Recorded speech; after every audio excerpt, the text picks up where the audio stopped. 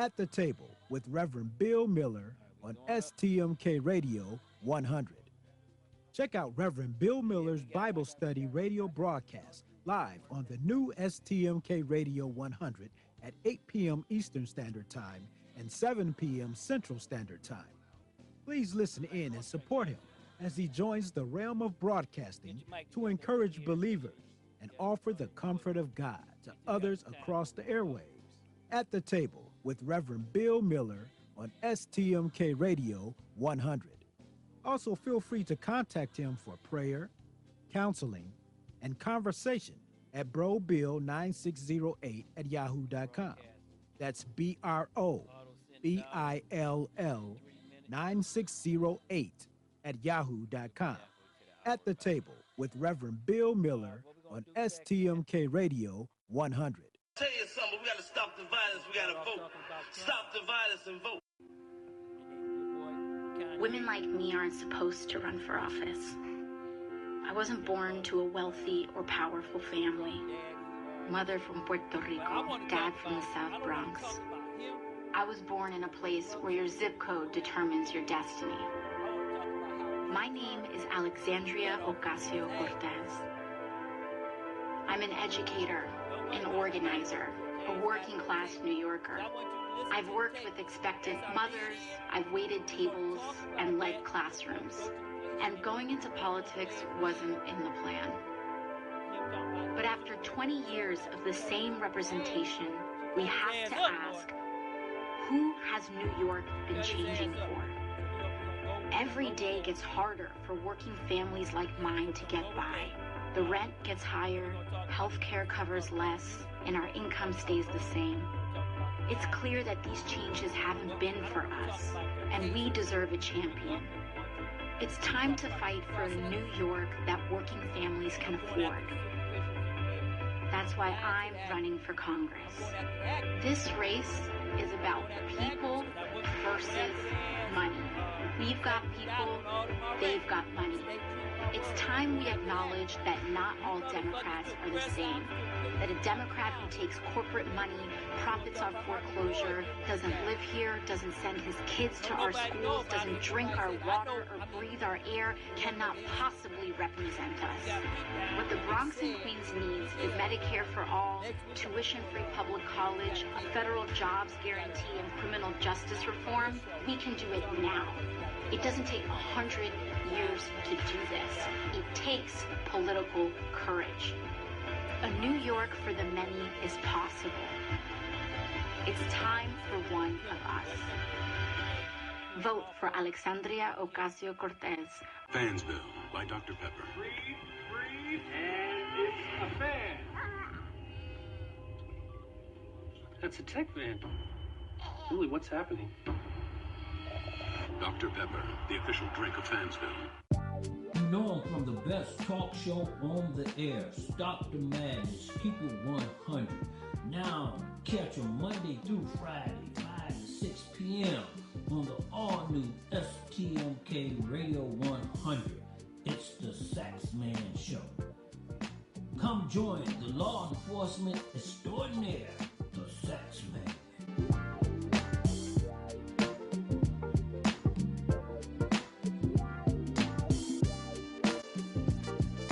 This is Christina in Savannah. I listen to STMK Radio 100 on my way home from work. Every Thursday, they keep it 100.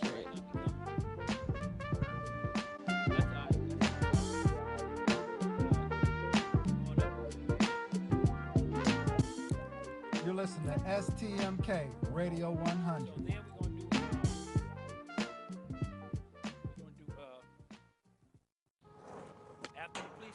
If people say your dreams are crazy, if they laugh at what you think you can do, good. Stay that way. Because what non-believers fail to understand is that calling a dream crazy is not an insult. It's a compliment. Don't try to be the fastest runner in your school or the fastest in the world. Be the fastest ever. Don't picture yourself wearing OBJ's jersey. Picture OBJ wearing yours. Don't settle for homecoming queen or linebacker. Do both. Lose 120 pounds and become an Iron Man after beating a brain tumor. Don't believe you have to be like anybody to be somebody. If you're born a refugee, don't let it stop you from playing soccer for the national team at age 16. Don't become the best basketball player on the planet. Be bigger than basketball.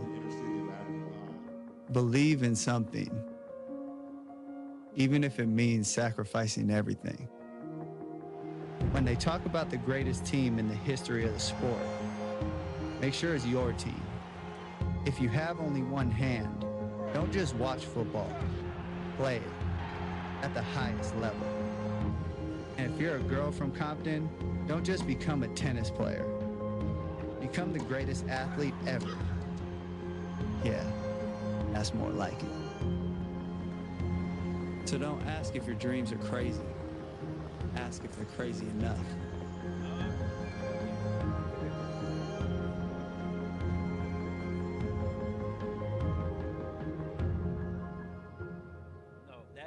STMK Radio 100. Go both sides. Hey, Thirst, can I try out a few Coke Summer sound effects on you? Cool. You okay with this? And this? And what about this?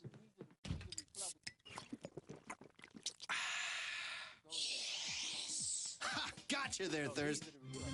You're listening to Stop the Madness, Keep It 100 with your host, Sean L., Let, and Tone the Stone on STMK Radio 100.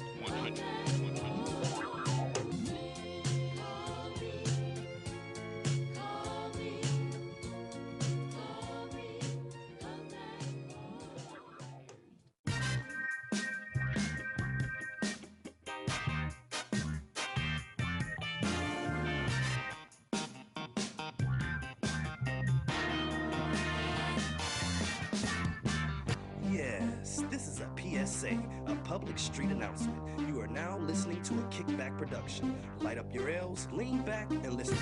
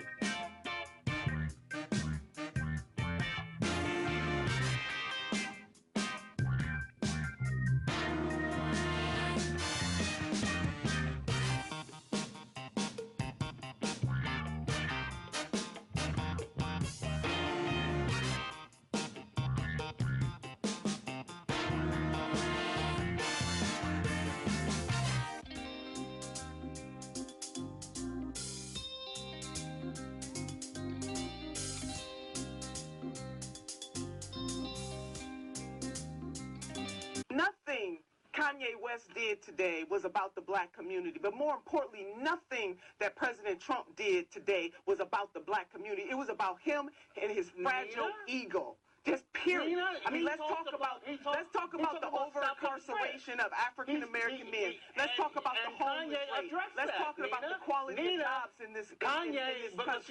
So if the president, it was a distraction, Nigel, and you know, it was a total distraction to elevate this president and to distract from the fact that he's not dealing with what happened in Florida, what's happening in Georgia, what happened in Puerto Rico, what happened in the Virgin Islands that disproportionately hurt poor black and brown folks who don't have.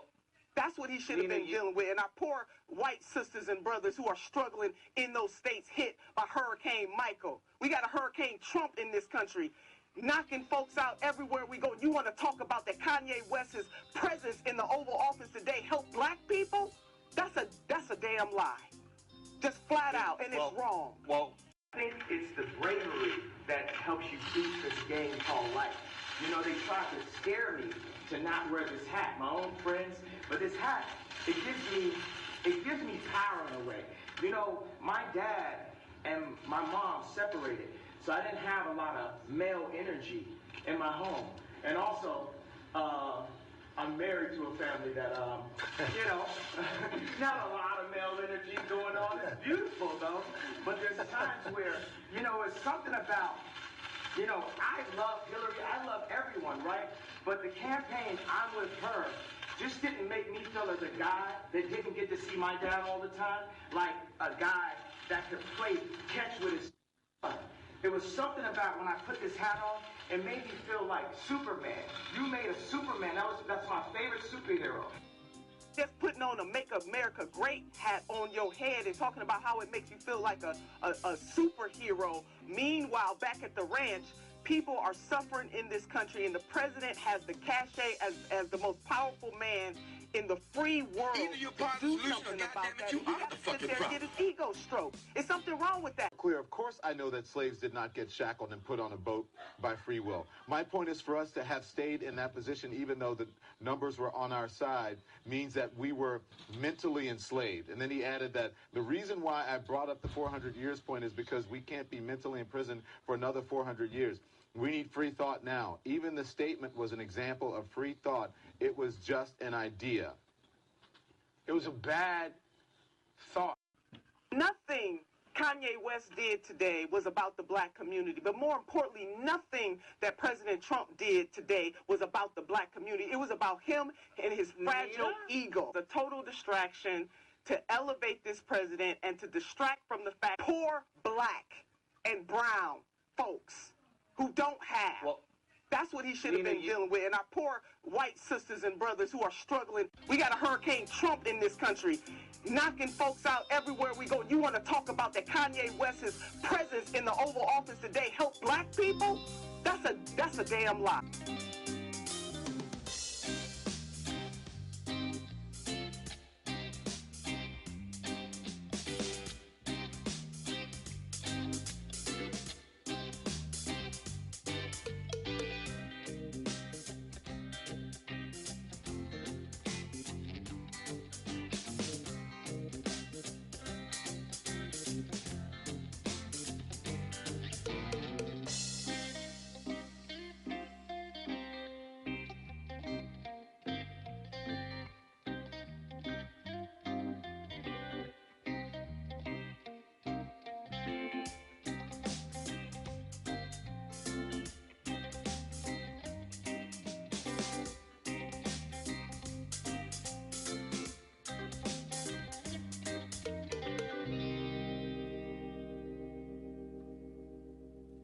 Hey, good evening and welcome to Free Fall Thursday on Stop the Madness. Keep it 100. Studio 51 is kicking. Sax, man, what's up today? What's happening, Sean? Oh, man, we sitting here. Tone the Stone is on the road. He's coming this way. J Mack is locking up the shopping, and we're going to have Miss Summers with us.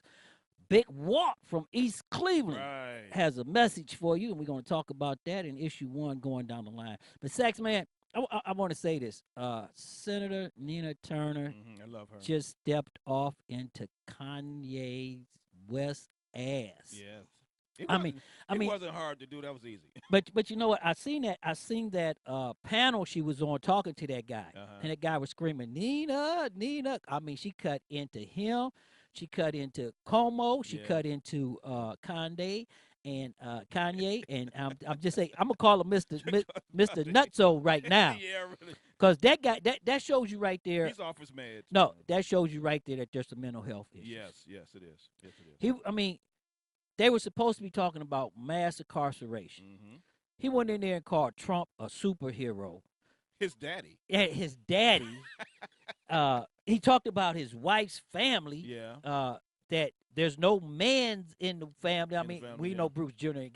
But I mean, he really went in there and they laughed. See, my problem with this is they were laughing at him. They wasn't laughing with him. But my problem is this: Jim Brown has an organization called Boots on the Ground, and he's esteemed in the community. This make it look like a laughing stock. You did. This make people understand why we're looking at our preachers like Dr. Scott, and we're looking at all these people because nothing is changing in the black community. Our crime is up. Yes. Okay. Our elected officials are not looking out for us. No, they're not. All they doing is putting money in their coffins and leaving ours dry. Especially here in Cleveland. Oh, Cleveland, we're going to get on that later on, too, because I'm really upset, and I'm going to talk about the activists. I'm right there with you. But before we go any further, I like to send our heartfelt sorrows and stuff out to Art McCoy, activist in the city of Cleveland for 47 years. He had a tragic incident where a young black male beat him almost to death. And he fights every day for black males, okay? He may not do it the way you want to, but every day he's out there fighting for black males, and he's out there doing things that he should do for our communities. Right. And he's standing up for our communities. And guess what? A young black male jumped on him. And this is what I'm telling the activists, and we're going to talk about with activists later on in the show, is that we have to call out people in our community for wrongdoing. Well, that's the problem with this, right. With this community. No one does that. Everyone wants to blame us, the police, and everyone else for the wrongdoings of what the young and the community is doing. But see, the problem is we got to hold our young man and people in the community that are hurting and robbing and killing. Yes. I mean, you look at this in Bedford Heights. Somebody goes into a young man's house and kill his 13-year-old girl, shoot her 5 times in the head, kill him, and then bring him into the city of East Cleveland and burn him alive in a car. Right. Okay. You look at what's going on with all these bank robberies. You look at how about the body found on 156 over here? Right. And then you got the 3 guys that jumped on a 74-year-old lady and beat her and took her purse. It's time for the mans in the community to step up. If you're a Mason, you're an Elk, you call yourself a member of the Black Man's Army. That's right. It's time for us to go onto the streets. And I want to say this right here because we want to get back into the White House. This is just really crazy right here, Saxman, is that Jim Brown goes in there with Mr. Knucklehead. That's his new name from now on. I'm not addressing nothing. And they call a press conference. And there's something wrong here because Nina Turner said that too. We have a president of the United States, the most powerful man in the world. Happen to be probably one of the richest people. If he's not rich, he got enough debt to be rich. Okay. He needs his ego stroke. Okay, he sits in the White House and he want to call us his African American. Well, people keep forgetting, Sean. He's not presidential. He's an actor. He's a celebrity. That's what he's been. That's what he's been all his life. Well, no, people don't forget because you know what the problem is here, Taxman? It's the hate for Barack Obama that put him in office. And it's the hate that we allowed upon our black community that we allowed them to make us take up the fight. Because if you look at this, 47% of America did not vote. And we're going to talk about voting, but 47% of America didn't vote. Right. Then the black community stayed home, plus the black community had the Republicans putting cross-check and removing them from buses and taking them off of voter roll, which also made it bad. Okay, but then we had another 10 million people vote third party. And if you look at Michigan, Pennsylvania, Wisconsin, and around that way and coming back down right there, those 3 states right there, Trump only won by 10,000 votes. And I just found out the other day that absentee voters, some of those votes don't get counted. Well, most of them don't get counted. And that's what me and my mother does every year. Every time we vote, we sit down together at breakfast with coffee, and we do absentee ballots. We do that every year. We do it every time. Right. So when you look at Chris Kobach and the voter suppression they put on him, Georgia, the county stopped a bus full of elderly voters Yeah. and forced them off the bus and told them they had to walk 20 miles. Where are we at? Are we in Russia now? Talking about voter suppression. Right. And we keep, and I'm going to say this, we keep allowing wrongdoing. Yeah. And we keep overlooking it, and we keep saying it's okay. It's not okay. Okay? Because you have to remember this. You keep overlooking wrongdoing. Then when somebody do something that's really wrong, nobody say anything. That's why Trump, our president, sitting up there, and he's doing whatever he want to do and talking about people down, calling females names and going out there and being totally disruptive, and everybody thinks it's okay. But when our kids do it, everybody wants to get upset. Right. Everybody's upset that our kids are in our community with guns, okay? But I don't see anybody. Remember, Saxman, we did show 504 out of Chicago, okay?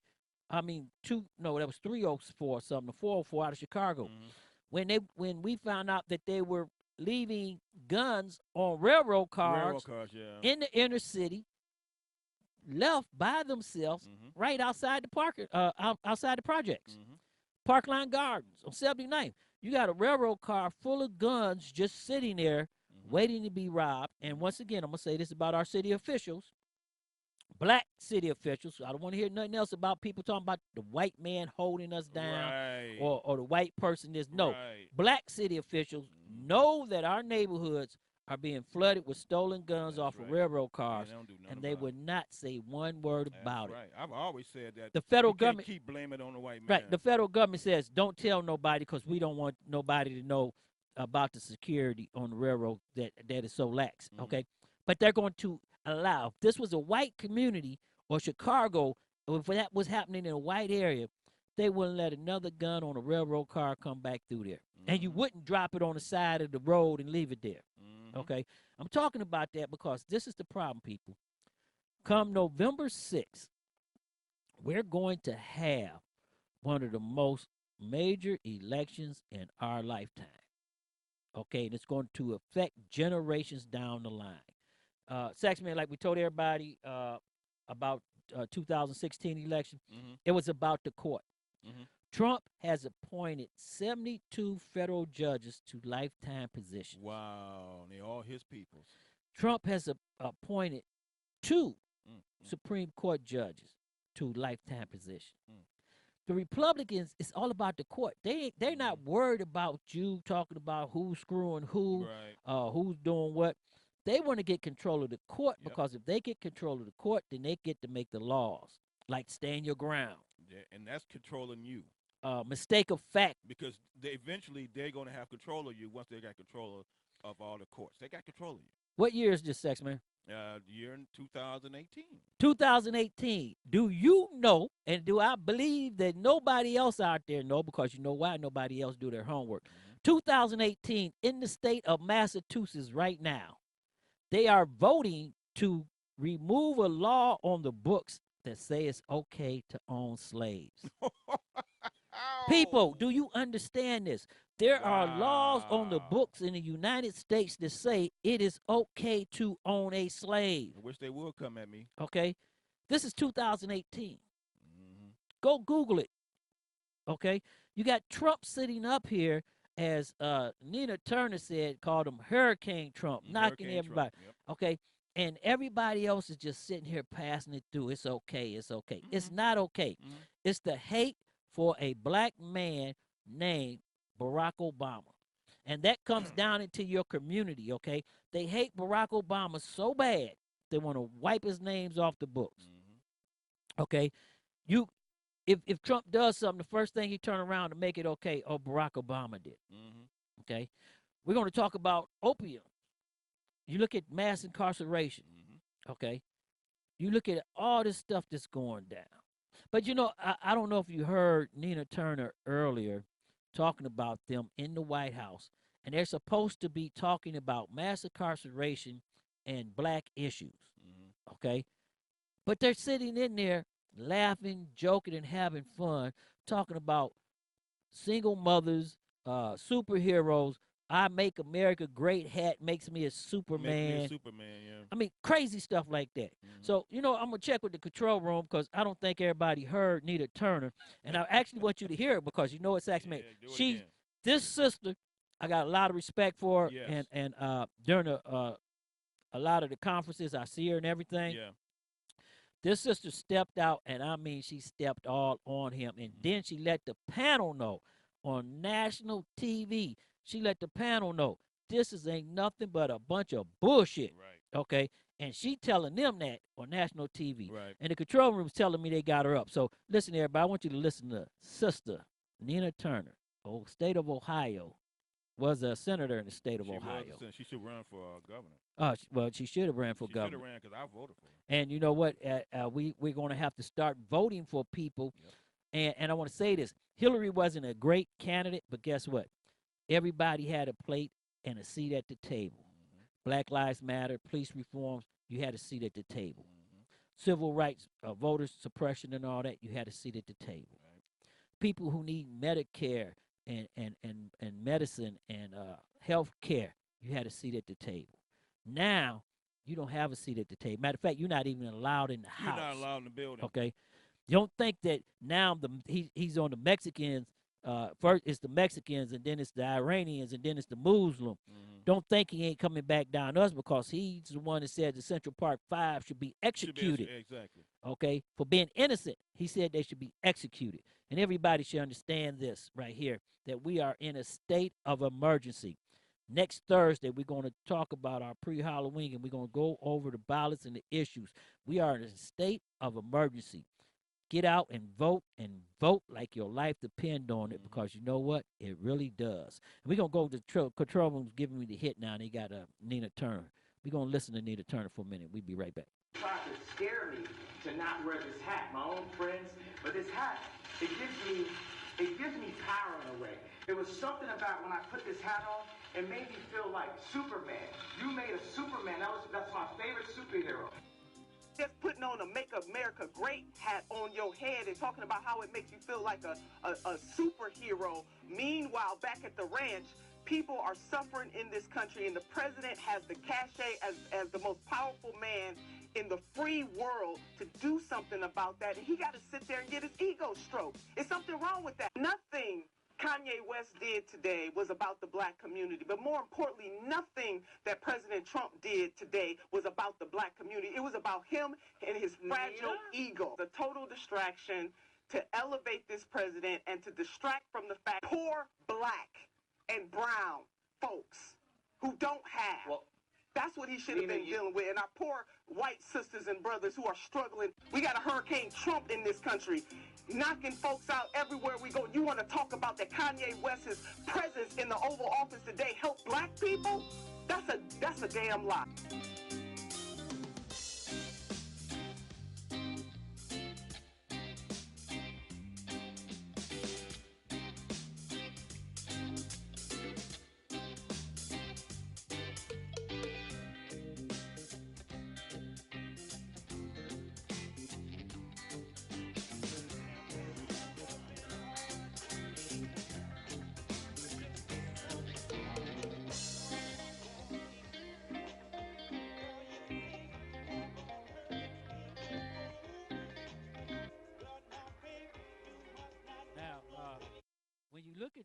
When you look at that right there, Sex Man.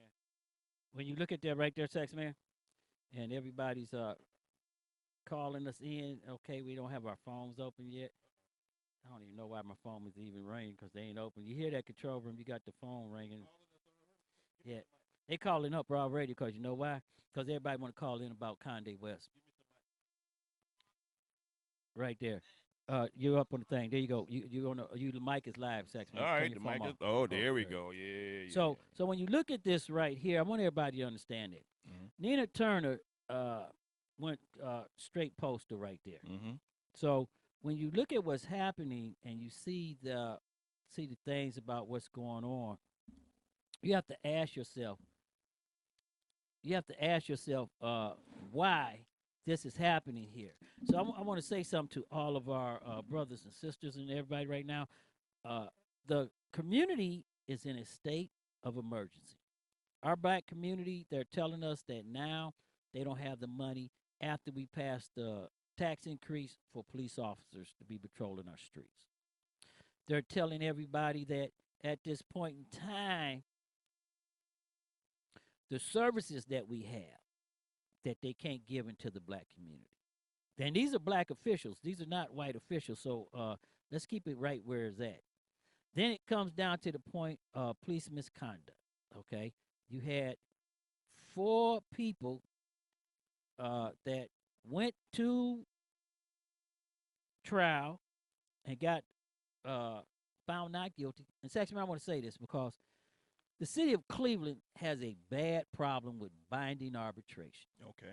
Okay, they done lost 18 cases. Okay, and when you look at this, 18 cases they lost. I want to say something to the activists. Right. This should tell you something about what you're doing wrong.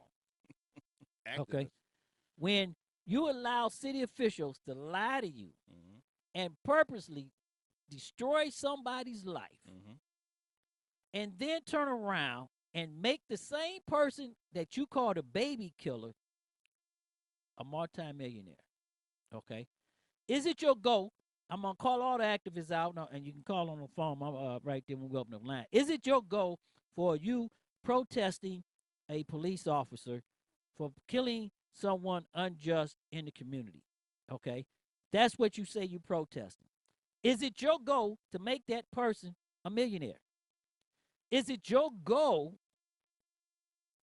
to put more money in the coffins that everybody in the community got to pay for police officers and to pad their pensions? If you want to protest from now on, let me tell you what you do when you protest. Let's protest tomorrow. I'm calling the activists out.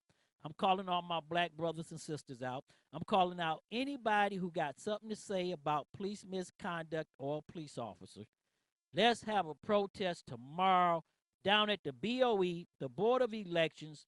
Let's go down there and protest and then walk in the building and vote and make that change. Right. Okay? Right. Because guess what happened? Tamir Rice was killed. Okay? We protest for days, weeks, and months.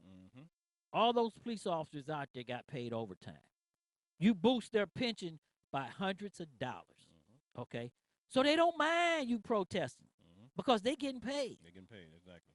Then you have a case with 13 officers, the city of Cleveland, a black police chief, a black mayor, refused to give those officers due process, knowing that if they do not give them due process when they get to binding arbitration, anything they do is going to be overturned. So what they do, they tell the activists to stop you from complaining and holding their feet to the fire and pointing out where they did wrong. What they do, they tell you, okay, we're going to fire them. We're not going to give this officer due process. We're going to fire him. Read your paper today, folks. Officer Alan Bruford, yes, who was maligned by the city of Cleveland, okay, a black police chief, black deputy chiefs, black commanders, black supervisors. This ain't the white man putting his foot in our ass. That's right. Okay? That's right. These are black people. That's right. Fired that officer without due process. That's right. Okay? Now, what you think's going to happen right here? Well, I'll tell you what. Go pick up your paper from yesterday if you didn't read it. Officer Alan Bruford is coming back to the Cleveland Police Force. Because he didn't violate any policy, He's period. He's getting his job back. That's right. With back pay.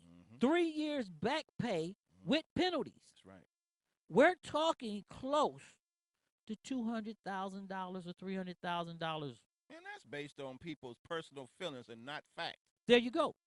$300,000 coming out of the city of Cleveland taxpayers' pocket. We passed a tax increase, and the chief of police said if he didn't put more police or change the services, he would resign. Okay? What did they just tell you last week? They are lessening the numbers of police officers and patrol officers on our city streets. That's correct. We don't have the people to patrol the streets. Right. So that means there's nobody going to be doing 911 calls. Okay, that means we're going to go back. That's right. In our biggest district, the 4th district, the South Side. And it means, guess what? You got talking about homicide. Oh my God. They're going to take inexperienced detectives who can't find a hole in their ass and put them on a homicide investigation. Okay? I'm going to say it. I know the police going to get mad and everybody, but I'm going to call it like I see it. They might as well give me the job. I took the training. Right. Well, they might as well go down to 2100 yeah. and get a guy from 2100 and give him a uniform. That's right. Okay? Now, this is what's going to really make the case, and everybody's going to have to understand this. When the officer who killed Timothy Lohan, who killed Tamir Rice, he's going to get his job back. He wasn't fired for killing Tamir Rice. He was fired for lying on his application. Half of the mayor's directors in City Hall, who's making $100,000, $200,000 a year, lied on their applications about having degrees they didn't have. Taxman. They still got their job. What is a arbitrator going to do? An arbitrator is going to go back and see progressive discipline by the city of Cleveland. And he's going to see all these people in City Hall because guess what? The union's going to walk in there and say, hey, Miss Mary so-and-so lied on her application. That's right. She's still working and making $100,000. That's right. The mayor's secretary, who got the knee pads, lied, okay, about being a bricklayer, okay. But she still got a $75,000 job. But what did this officer do to get fired? Well, it's not even about what he did. See, everybody has to get away from what he did, how he did it. My thing is, with the activists, is that you need to know the truth. You need to know the law. The law says that a police officer can do certain things and they can't. So you take it through that process, okay? Don't let an attorney who's only trying to get a civil rights suit paid tell you what to do. Right. You got to know the truth, okay? You got to know binding arbitration. Binding arbitration is based on progressive discipline. That means if Saxman chew gum and spit it on the floor and get rolled up, if Sean chew gum and spit it on the floor, he got to get rolled up. If Saxman gets suspended, that means Sean got to get suspended. That means you just Tones, the deputy chief's son, he can't get a written reprimand. Okay?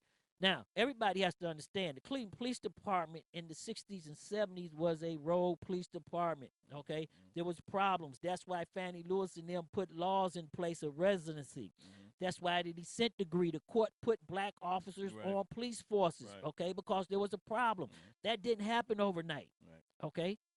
We have black officers running the police department right now, Saxman. Yes. And we got more problems with them running the police department than we had when we had the neo-Nazis running the police department. And we're not talking bad about these black officers. We're saying the policies that they're not following them properly. That's what I'm saying. But not only that, not only they following them properly, the black administrators have accepted the policies that were suppressing the community in the beginning. That's my point. That's what I'm talking about.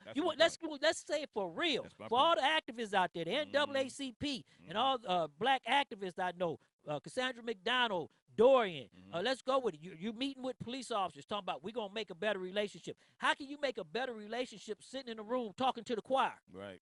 You can't talk to me. If I'm sitting in the room, I already like the police because I'm sitting in here with them. Right.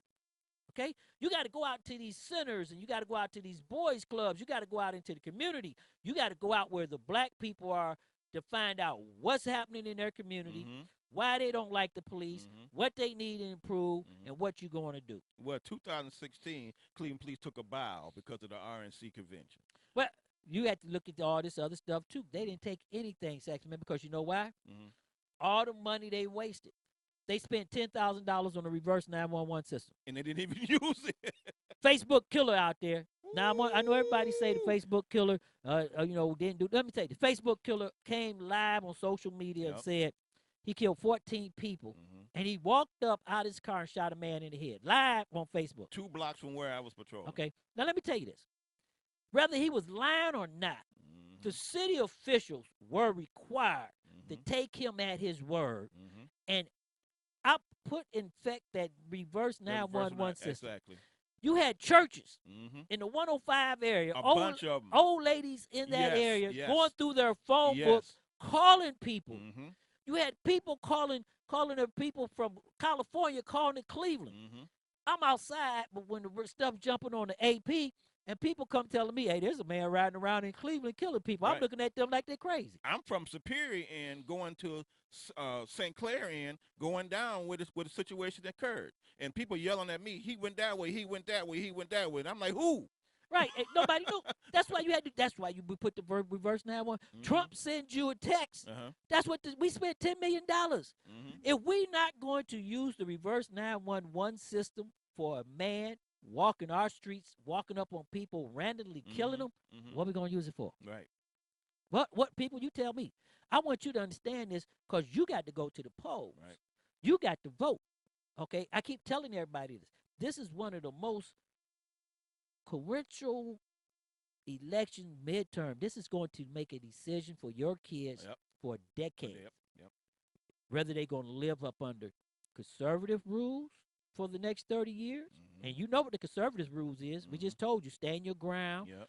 When they stop their bus load, 75 senior citizens going to vote, they put them over with the police, made them get off the bus in the highway and walk. Sama, we're going to walk until we come, okay? Remember the Pettis Bridge, okay? Bo Connor type stuff. This is 2018, Sick of people. Dogs on you. Okay? They doing tactics back from the 60s. Yeah. You have to ask yourself this. Now, when Loham get his job back and get his $200,000-$300,000, and the activists going to come, why would I go out there and walk with you? The same thing I'm telling people right now, Sean King and all the activists, and my girl down in Columbus. I'm not going to put her on blast, okay? Hey, Russell Wilkins, welcome there and thing in our 32 cities. I want to call all y'all in and come on in. Me and Saxman sitting here talking about this right now. And in the chat room, we talking about what y'all talking about, Russell Wilkins. How I'm going to let you created Trump. Right. You damaged Hillary so bad that we got a racist sitting in the White House and making decisions for us, white nationalist decisions, okay? I'm talking about decisions that's going to affect everyone. We got a white police officer come into a black man's home and shoot him dead. Oh. And she can get off because there's a law that was placed on the books by a Texas white legislator called mistake of facts. Just because she said, oh, I thought I was going into my house. You have cases right now of stand your ground where drug dealers are killing people. Okay? But you have police officers that you want to hold accountable for and put in jail. That's doing their job. You got a situation in Chicago. That case just came down. Okay. And I want to say this. If a police officer does something wrong, then he need to be held accountable. Exactly. And you go to Chicago case. Police officer shot a young black man with a knife. Okay? But the question is that everybody has to answer. Our community's at war. Are we going to go to war with our police officers also, plus be victims to the people in our community, our kids? Right. These are predators. You got mad at Hillary Clinton for calling them predators. Guess what? Here, a black man telling you they're predators. Okay? I could have killed a kid no older than 16 years old last week who attempted to carjack me and take my $80,000 Suburban. Now, what would have happened had he got the drop on me and I'm laying in a parking lot dead? Who's going to take care of my family? I'll go out and avenge you, man. Or if I get shot, I'll get and I get shot, Sax man, and I'm sitting in the hospital, and I got $100,000 bills. What activists? Look at Art McCoy. Right. Art McCoy goes out and support black men's and go for black men's every day. Okay? Every day. And a young black man beat him almost into a coma and take his life. Well, how about the 75-year-old woman on St. Clair on 60th and St. Well, they're victims. Yeah. Okay. By two young kids. But I'm gonna tell you this: we're victims. Okay. The police isn't out there. Had I killed this kid, the law told me that I'm all right. Okay. But I didn't kill the kid because you know why? I looked in his eyes. What is wrong with our kids? We have to start holding them accountable for what's going on in our neighborhood. My opinion, what's wrong with these kids? They need a hug. Well, they need more than a hug. No, they need a hug. Our community's at war. Just like what Kanye said. I don't have a father. I grew up without a father. So there's number one. There's no discipline. There's no real love. Cause mama ain't got time. Mama in the streets. So the boy got to raise himself. What's raising the boy? Call of Duty. The streets are. The streets, yeah. Video games, Call of Duty, all these video. That's what's raising these kids. And what is it? It's nothing but violence.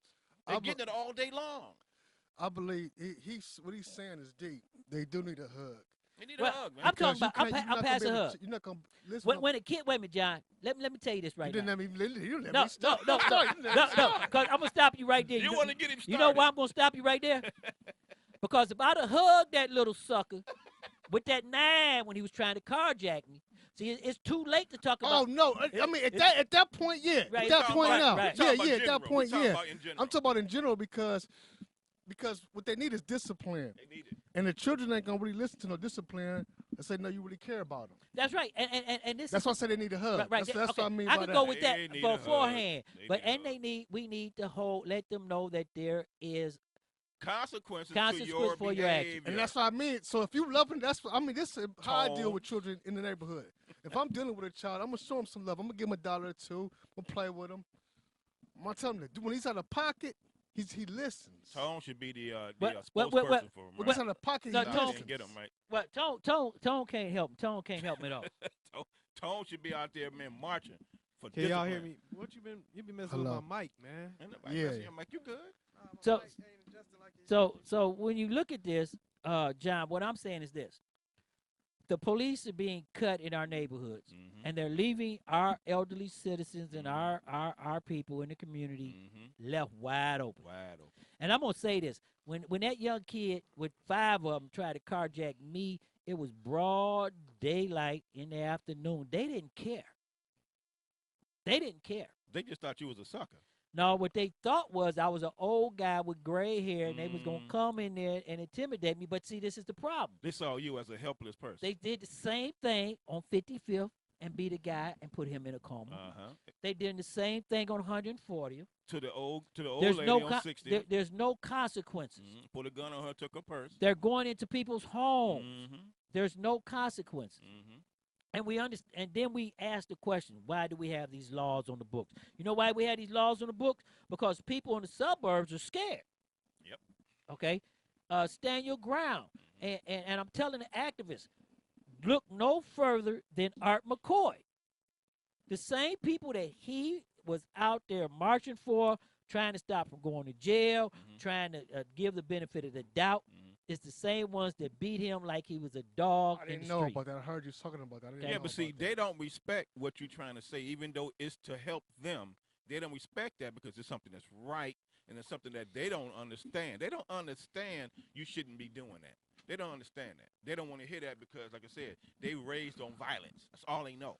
For the last 18 years, they've been dealt with violence. Their father been in out of jail, mama beats them, granny don't care about them, their next door neighbor yells and kicks, their friends in school beats them. All they know is violence. And we got a serious problem we have to address. We have to address that in our community. We got to. If you ain't gonna put more police out there, then somebody better come up with an issue of how we can address that in the community. Make it easier to get CCWs for us law. I came out last week after I did this violence panel, and I went down, and this incident happened. And the only thing different is, and I want all my audience to understand this, as being a retired police officer, I wasn't scared when they tried to carjack me. You were mad. Okay. Not only was I mad, but also I seen this young 16-year-old kid's eyes. And I seen my kid. Yep. Okay. Now I could have pulled the trigger. Okay. And ended what little life that he ever had. Probably was 16. Okay. But the problem is I let him go. Now, did I put another person's life in jeopardy? You could have. Did he learn his lesson? Nope.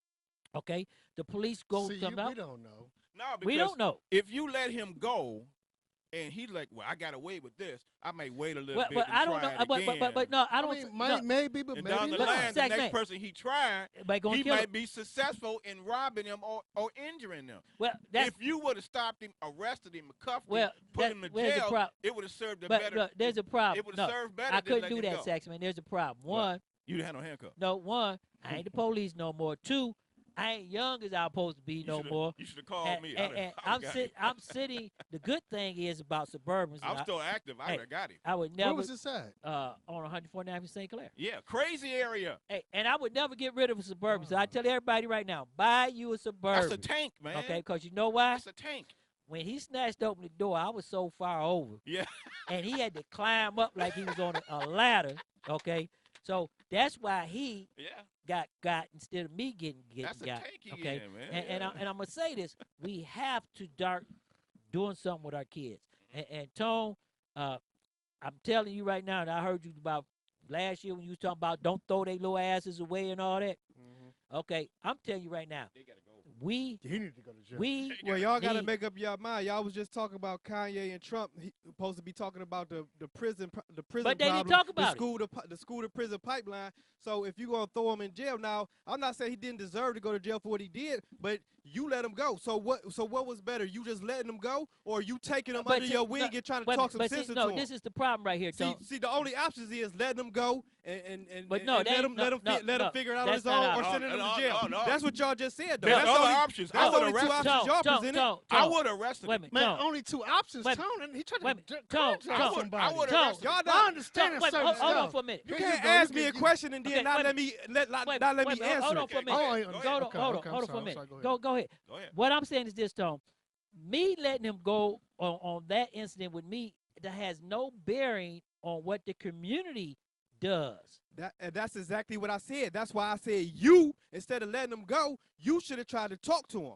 You can't talk in that situation, Tony. You can't talk to a person. It was so many of them. Because you can't. See, you said he was crying. You said you had him. You said you had him pissing down his pants. What do you mean you can't talk to him? You can't talk to him, man. Because you know why? Let me tell you the difference, Tone. See, Tone, you're asking a person who's getting ready to be a victim to turn around to be a counselor. It doesn't work like that. No, you weren't getting ready to be a victim. You said it yourself. Still doesn't work you like said that. it yourself. You were well prepared for this.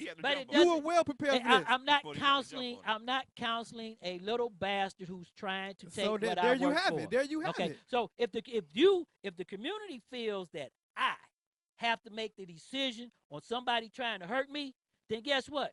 I'm telling the whole community like I told everybody else. What decision did you have to make, Sean? You already defended yourself and protected yourself. I let it. Wait a minute. I let him go. What harm would it have did for you to take 5 more minutes of your time while you was waiting for your food to try and talk some sense into that young man? How you want to talk sense to somebody who's trying to rob you?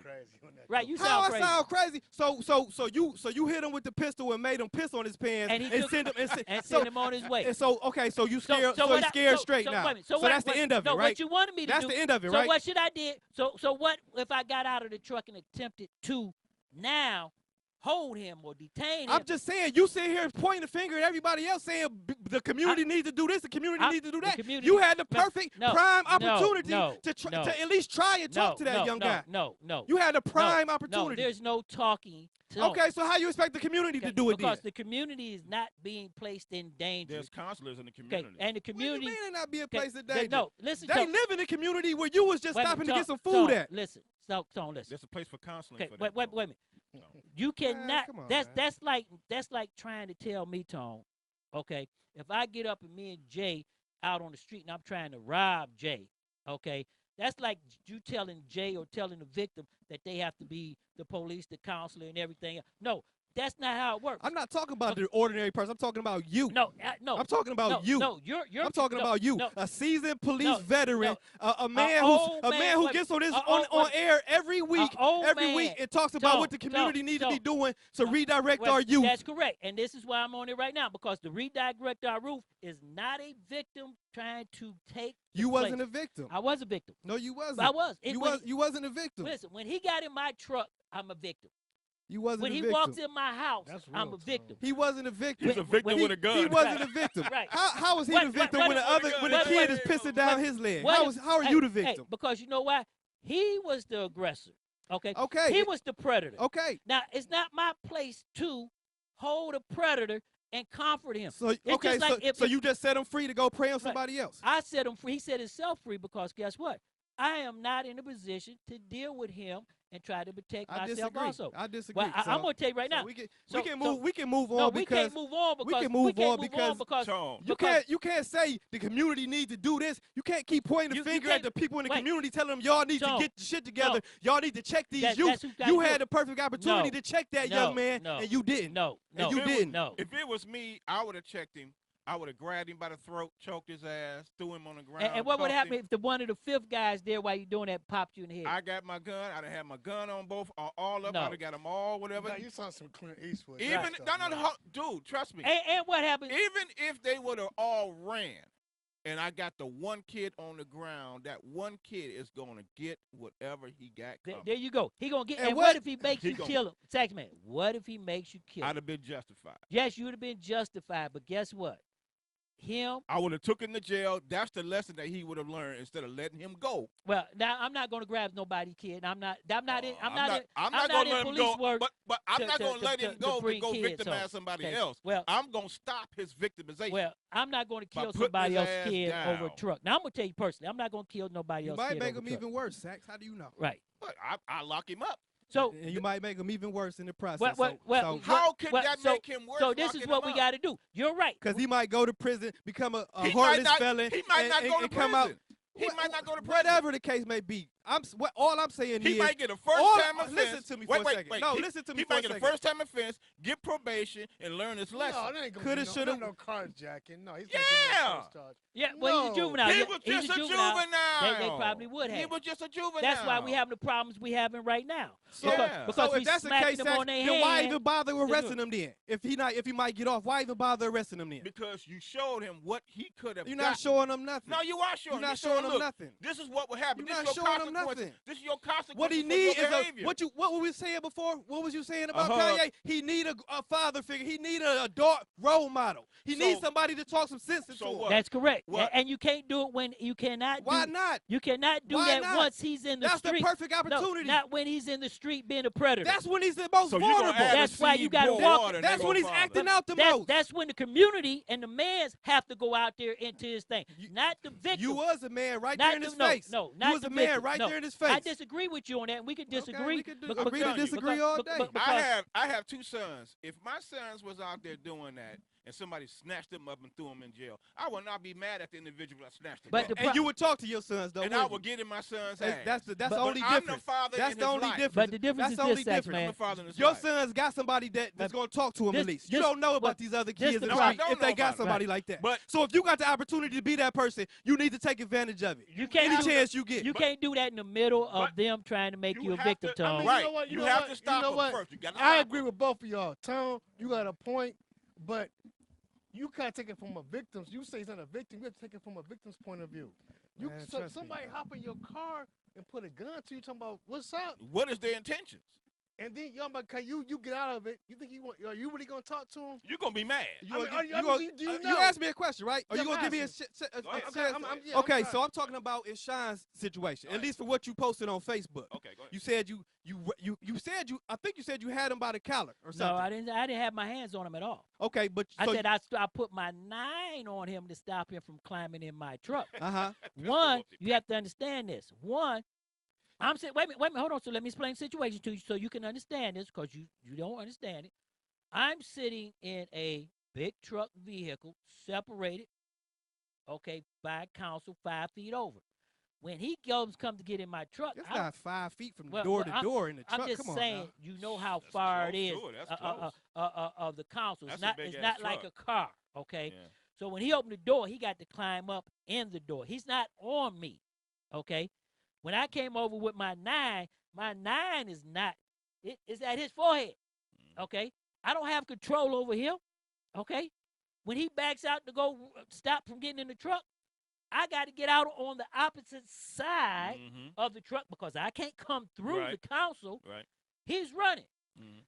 Okay, Yeah, that's not the way that Facebook post read to me. Well, that's the way it read. Okay. And now what you have to understand, Tone. The way it read to me is that he was physically sitting in your passenger seat, if he was and in, you had the gun to his face. If he was if he was in my car, okay, let me explain this to you, so we won't have no wrongs about this.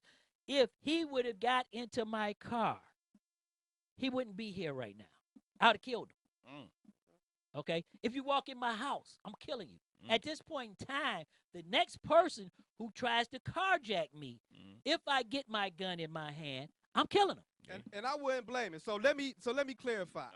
When I said what I just said, I was under the impression that the young man was sitting in your passenger seat and you had the gun to his head. He came in your car, and I thought you had him point blank range, telling them you're making a mistake. Right. You had the opportunity to give him some words of wisdom. So that's why I said. And at that point in time, I was really wondering, like, where you coming from? And at that point in time, Tone, let me tell you this: I'm not a person who can give you a point of wisdom and talk you down when you're trying to hurt me. I can understand if I could have grabbed him and locked him down, and then the people. You a 30-year, you a 30-year season veteran. I done been assaulted by people. Hold on, let me explain. Let me tell you this. Let me explain. No, let me explain. Hold on for me. No, let me explain. Hold on. Because that's, to me, that sounds like a cop out. Because I done been assaulted by people. All right. And I done had to fight these people. And after the fight, I grabbed them by their neck and I walked them off and say, look, man, you got to get your shit together. You got to grow up. And you're a great guy. You're a great guy. If I can do that being a young guy from the street and you a 30-year cop, why you can't do that? That don't have nothing to do with it. What you mean it don't have nothing to do with it? That don't have nothing to do with it. Because when you try to hurt me as a man, being a law enforcement, being a cop, a doctor, lawyer, a thug, a drug dealer has nothing to do with something when you trying to hurt me. Okay. I'm talking about when I was after a cop, the fact. let me tell you this. I'm talking about let me tell you the fact of this, and this is the fact of life. The fact of life is this: when I was a police officer out there on the street and someone put a weapon on me, guess what happened? Clocked, cut, cashed his ticket. You understand? Cashed his ticket. Okay. That means so you're part of the problem. What do killings solve? That means What his sob is. What do killings What his sob is? You would not try to hurt me and walk away. That's what I'm saying. I went home. I get it. So you can be a liberal. Let me tell you, you can be a liberal. We don't have to agree. You can be a liberal, but let me tell you this. I get it. Hold on, because how much danger was your life here? Did the kid have a gun? Did he point a gun at you? I don't know what he had. Oh, come on now. I don't know what he had. He could have. He could have. See, you know what the problem is, Tone? You don't mind being a victim. No, because it's okay if they jump on you. It's okay if the police stomp you. No, it's okay if they see because I'm not taking an ass whooping and I'm not getting stomped. I'm not getting robbed. I'm not letting somebody take a popsicle at that I had to work 32 years. I will kill you and go to jail with gasoline draws. I'm not saying you should. I'm telling your mama. I'm saying if you out there carjacking, robbing, I'm telling everybody in America, the next young black man that walks up on me and try to take a popsicle from me, I'm killing. So I'm telling everybody, like Saxman said. I'm telling everybody, like Saxman said, and I told the activists. So don't complain about the community then. Yeah, and that's what you're saying. It is the community's fault because all the black people in the community are letting these kids run wild, and nobody want to step off. They don't want the police out there grabbing them. Okay. When they complain, that is true. When they complain, when the police pull up on them and handle them in a form of control. We're not talking about the police. I'm talking about y'all right now. How many of these young men are you mentoring personally? Then they want to complain about how many of these young men are you mentoring personally? And then the police back up. Wait a minute, we mentor. Tone, you've been around me. The police back up. We mentor groups. I mean, I don't know if you really know, if you really remember any. Yeah, I see you in the shop. I see you good with the kids, but I'm saying that's when they come to the shop. I'm saying how many, and I'm not talking about these Euclid kids. I'm talking about the ones that's the real troubled cases in the city, in the projects, in the hoods, in this city, the ones that you talking about. How many of these kids are you taking under your wing and mentoring? Well, let me ask you that question. How many are you taking under your wing and mentoring? I go to a Cleveland Public High School every week. And you talk to them? Yes. No, I don't just talk to them. I volunteer to be in that class every morning or 3 times out of the week. Good for you, Tom. Wait a minute. And you talk to them about what's happening on the street? And you when you talk to them, Yeah, and I try to give them a positive role model. I try to give them a vision of something much better than these streets where they come from. Right, let me tell you this. Coach Hogg and all the rest of them. I used to. You talking about somebody else? I'm talking about y'all. No, listen. Tone. I did it for 32 years. I did it at Patrick Henry's program. I rode a horse in the city for 32 years. What that got to do with mentoring you? Wait a minute. Listen. First of all, I want to go back to what Tone said. Wait a minute, John. Shut up. I'm sorry. But I want you to hold that for a minute. I knew he was coming. For 32 years, I went to the high schools and mentored the kids and did all that. I did it at Patrick The problem is right now, Tone, one individual. I believe you too. One individual cannot do it. It has to be done as a whole in the community. The mayor, the chief of police, the councilman. Yeah, but we can only be responsible for ourselves. No, I ain't talking about being. You don't. If you're irresponsible, Tony, and you walk in the streets of Cleveland, then we need to be dealing with your irresponsible ass.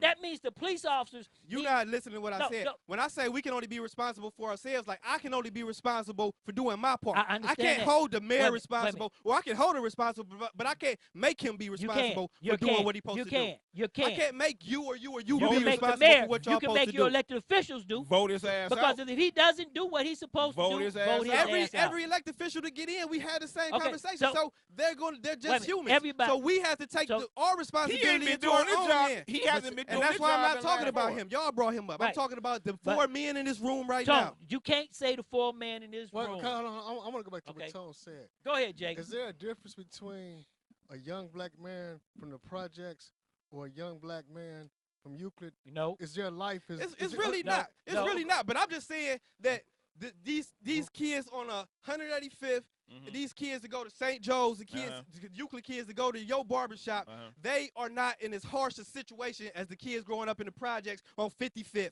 They're not as harsh a situations as the kids growing up on St. Clair and down the way. No. First of all, I remember it was about 4 or 5 years ago. I happened to it was 4th of July. Mic, Jake. On the 4th of July, we rolling up Kinsman. I'm like, wait a minute, where's Garden Valley at? It's Garden Valley is under construction. Yeah, but you know what? They all moved out here to Euclid. Right. So all these people you talk about, they moved out here suburbs. They're in the suburbs. And they in Lake County. Yeah. And that brings us right to... They don't hear gunshots every night. Yes, they do. Not in Euclid, they don't. Yes, they do. No, they Euclid has the same problem. They don't. You're ignorant. Come on. Just Euclid has the same problem. You telling me that Euclid has the same problem. No, they don't. Yes, they don't. No, they don't. No, they don't. They don't hardly have the same problem. No, you know what? I want to say that it's not how people think out there. It's a lot worse.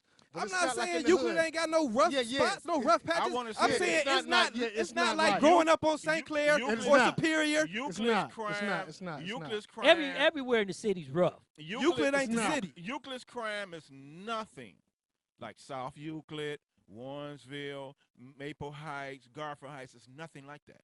Euclid's crime is a little more controlled because I work out there. I know. I'm telling you, it's nothing like y'all think it is. The biggest thing out there. I work and live out there. You work out there. I work out there. I used to live right down the street. It's way different. No. It's more control. No, honest, I'm gonna say this. It's more control because you know why? Well, they got everything centralized. Right. But hold this thought right here because this is gonna take us right into our next segment. Right, go ahead. For what we're doing right here, because we got. But Tony's right big, about that. Big milk. Well, no. I'm gonna say about. You talking about big walk? It's 2018. But I'm gonna say about like 7, 8 years ago, I was living on Rugby, right off Sun Clair, and I was chilling on my porch with a young lady, and she's like, "Let's go back to my house." She lived in Euclid. Like, what's wrong? I was like, this is gunshots. You just see black, white T-shirts everywhere. Niggas just roam the street. Well, Cleveland's like that. So yeah, it is and a lot St. different. Clair and Rugby is not the hood. It's not the projects. No. Okay. No, but it's the hood. Right. Cleveland, the West Side. It's the Euclid part of the hood. The West Side is bad now. No, Rugby. I mean, no. But you gotta think it was like 3 bars right there. Nice to hear gunshots. Like all night, you hear them right here. You might hear them 5 seats down. You just all night. You did hear gunshots all night. In any urban city, you're going to hear gunshots. A lot of times people just want to fire off their rounds just to hear their But gun, this brings us right to the issue that we're going to nobody. get into before we get into that going on the side. But I heard gunshots in Richmond the other night when the Browns won. But hold on for that. Hold that thought right there. I said Beachwood Mall. That's not the point. Well, hold that thought. Cut it right there. Hold that thought. Okay, because we're gonna go right here right now. issue 1. And I know everybody was told to check out issue 1. So this is what I want to do right here because the control room and everybody flashing.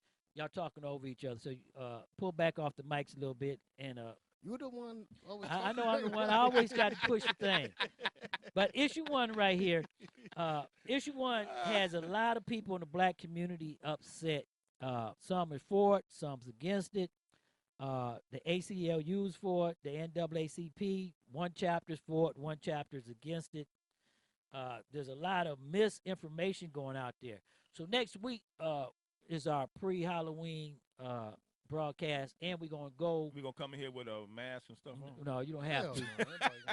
But we're going to be talking about these issues, and we're going our pre-election show. So I want everybody to pull up what's on the ballot, find something that you want to talk about. And this is issue 1?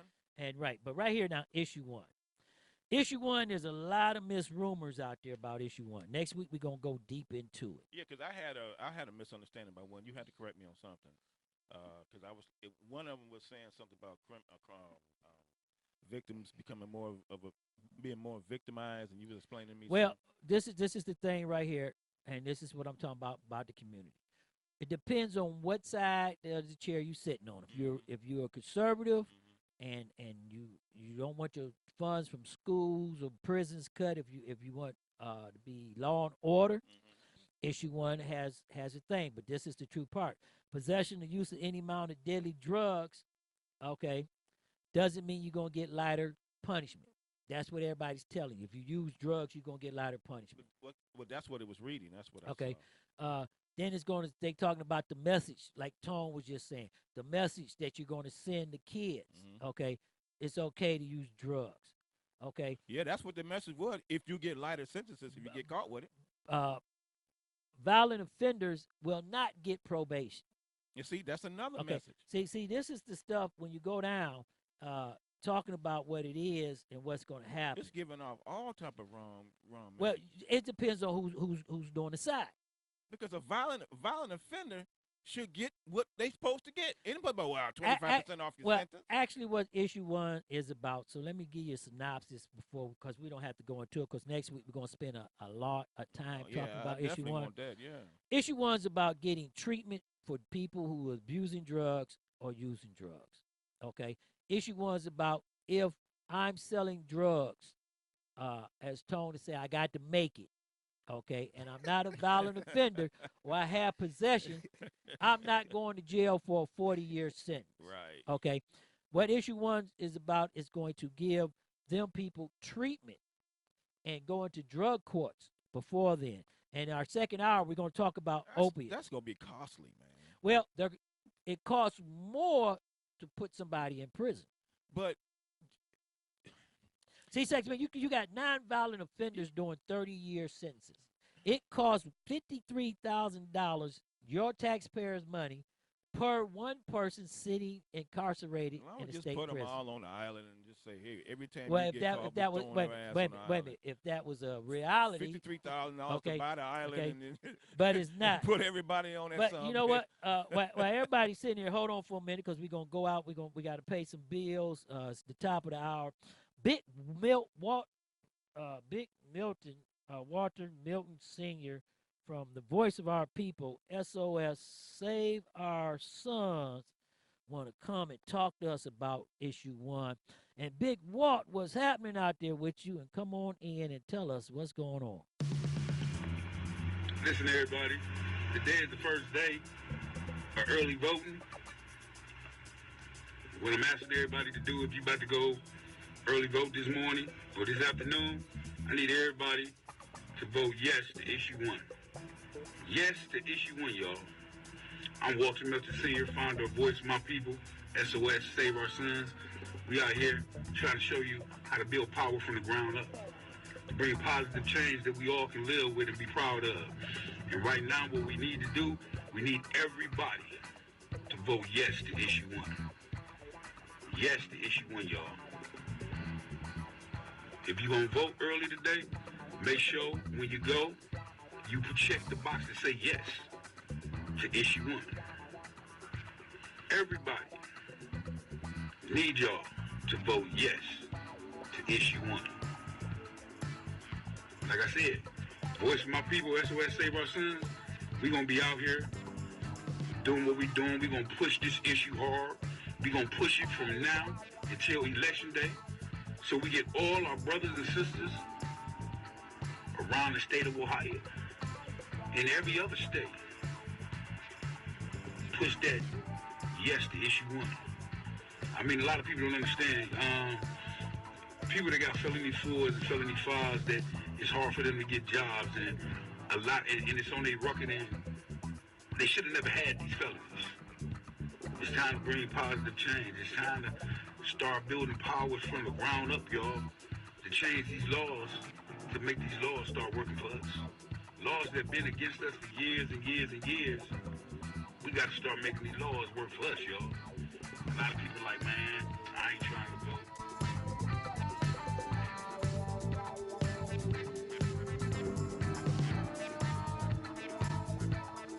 Don't want to vote. Don't want to use your voice and your power to vote. Because listen, it's a wonderful, powerful thing when you can walk inside council office, mayor's office, and ask for something to be done. And they get it done for you. You go in as an individual, and they look on the paper and see you ain't voted, they ain't paying you no attention. But if you go in there, united with the people, with the power you built from the ground up, and you ask them to do certain things, they're gonna do it. They ain't got to bully nobody. It's all about the conversation. It's all about the way you frame the words that come out your mouth. It's all about respect. And what I'm saying to everybody, issue vote yes to issue 1.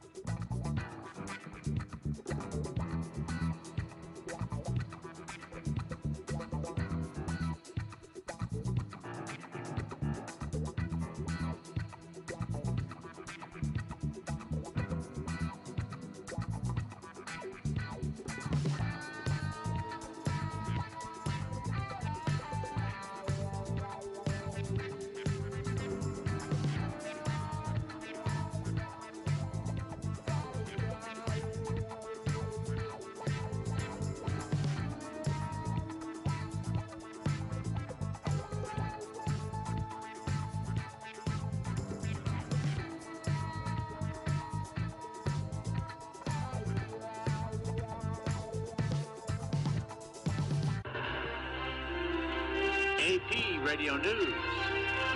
I'm Tim McGuire. President Trump says the U.S. has asked Turkey for audio and video related to the disappearance of Saudi journalist Jamal Khashoggi. Sagar Merghani reports. Turkish officials have said Saudi agents killed Khashoggi inside the kingdom's consulate in Istanbul, and there are recordings. I'm not sure yet that it exists. Probably does, possibly does. The president says he wants to know what happened, but a day after warning against a rush to judgment, he's stressing the Saudis are key U.S. allies. They're a tremendous purchaser of not only military equipment, but other things. Asked if he sent the FBI to investigate the death of Khashoggi, who lived in the U.S. and wrote for the Washington Post, the president would not say, but noted Khashoggi was not an American citizen. Sagar Merghani at the White House. The president also tells cabinet secretaries to adopt what he calls the nickel plan when it comes to their next year's budgets. I'm going to ask each of you to come back with a 5% budget cut from your various departments, whether it's a secretary, an administrator, whatever. Trump, who wants to keep defense spending at $700 billion, is due to make his fiscal 2019 budget request early next year. A Treasury Department official is accused of leaking confidential banking reports of suspects charged in Special Counsel Robert Mueller's investigation. An unidentified high-ranking colleague was cited in court papers as a co-conspirator but was not charged.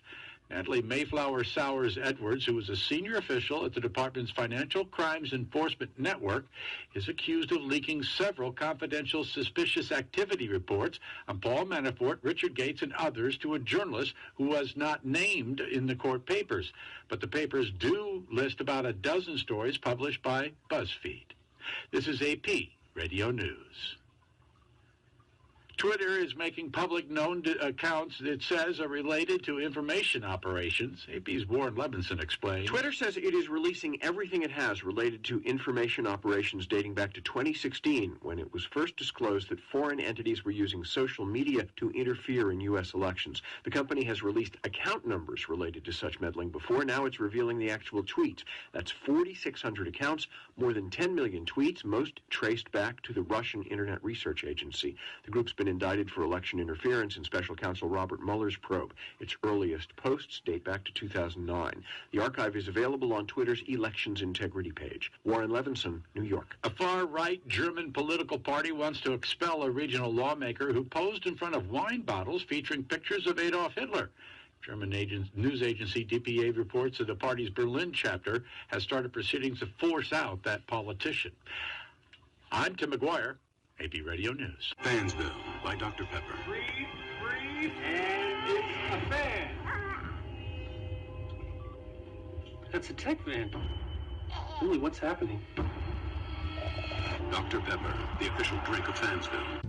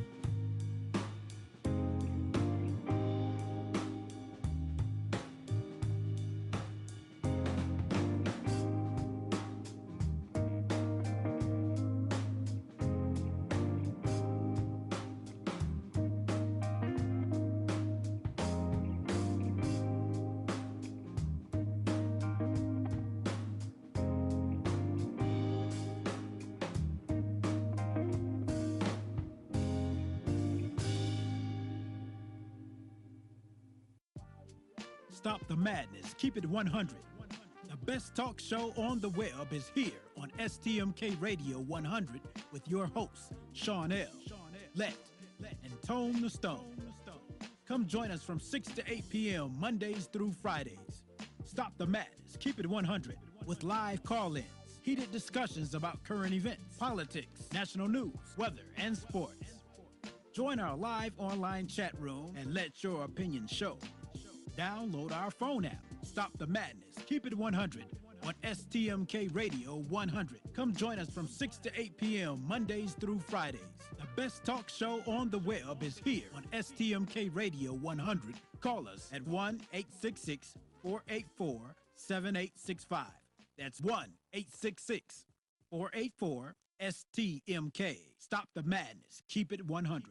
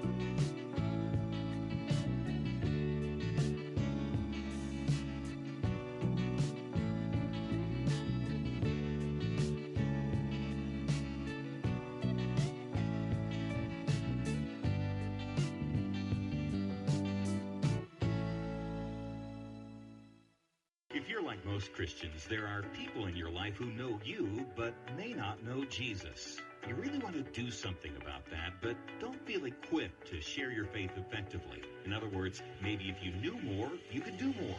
Well, that's where the Tony Evans Training Center comes in. It's an online Bible school with classes that'll take you deep into the most important core concepts of the faith. You can start with our free introductory course on evangelism, then move on to subjects like spiritual warfare, marriage building, maturing in the faith, and many more. The content is challenging, but you can move through it at your own pace anytime you're online. There's also lots of custom content from Tony and an online forum where you can get your specific questions answered. Go to TonyEvansTraining.org and start your free intro course today. The Tony Evans Training Center, where you can explore the kingdom anytime, anywhere. He's brought us to the brink of nuclear war, obstructed justice at the FBI, and in direct violation of the Constitution, he's taken money from foreign governments and threatened to shut down news organizations that report the truth. If that isn't a case for impeaching and removing a dangerous president, then what has our government become? I'm Tom Steyer, and like you, I'm a citizen who knows it's up to us to do something. It's why I'm funding this effort to raise our voices together and demand that elected officials take a stand on impeachment. A Republican Congress once impeached a president for far less. Yet today, people in Congress and his own administration know that this president is a clear and present danger, who's mentally unstable and armed with nuclear weapons. And they do nothing. Join us and tell your member of Congress that they have a moral responsibility to stop doing what's political and start doing what's right. Our country depends on it. STMK Radio 100. Tell you something, we gotta stop the violence, we gotta vote. Stop the violence and vote. You've been tuned in to Stop the Madness, keeping it 100 on STMK Radio 100. And now back to your host one more time, Sean L., Let, and Tone the Stone.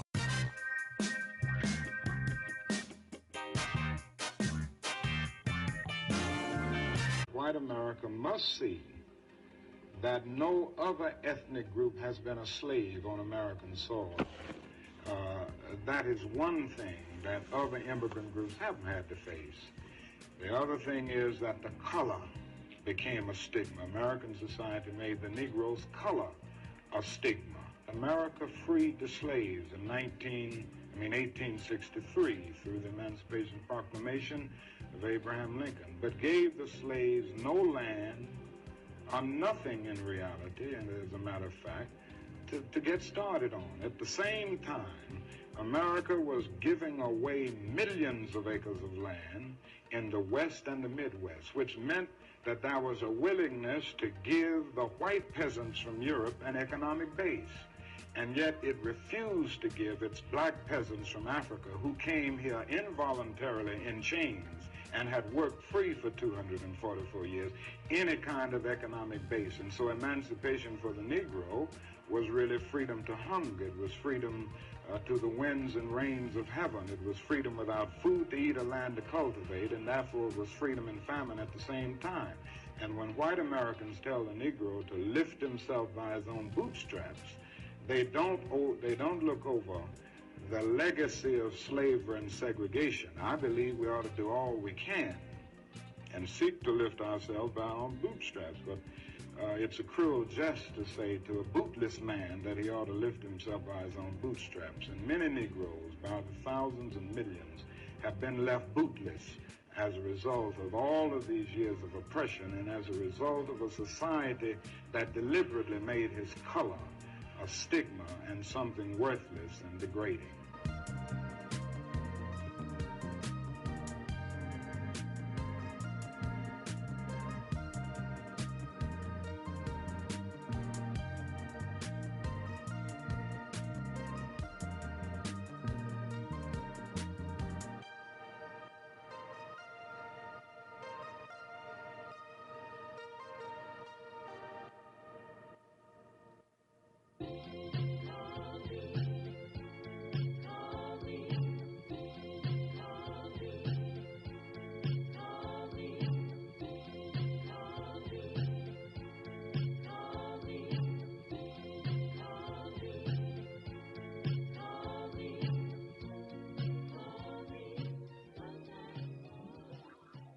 Hey, welcome back. We back up here. You know, Tony Stone has really lost his mind, everybody. I want everybody to know that Tony Stone, the Diamond Boy, has went total bucko right there. Jono, what's happening with you? Tell me something good.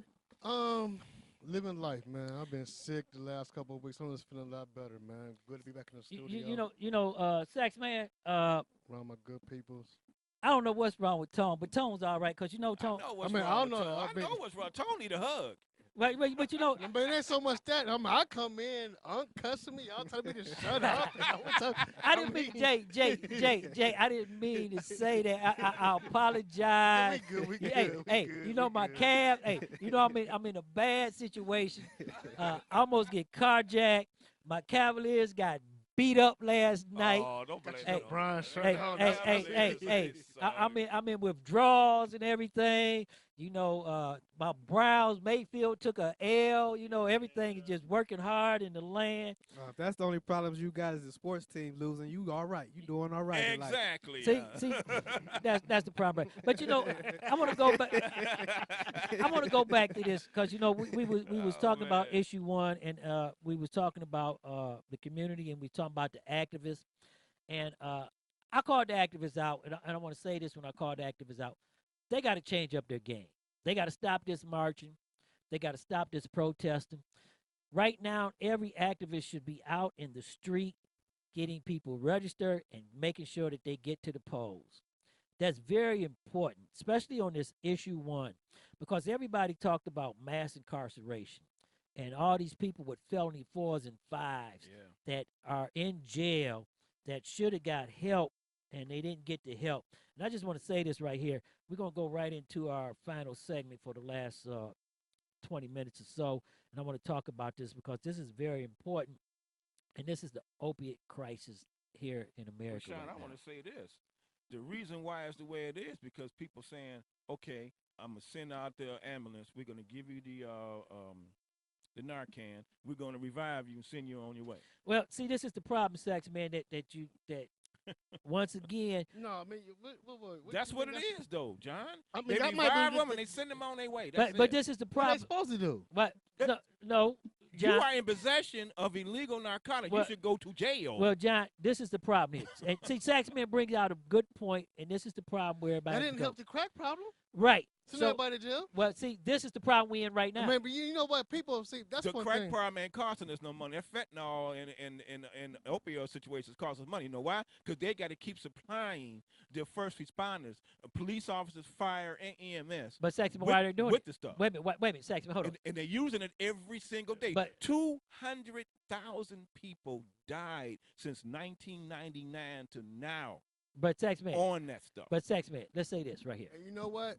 And just to a couple, I was looking at the things last night, just to a couple of years ago, but I saw people were dying from cocaine.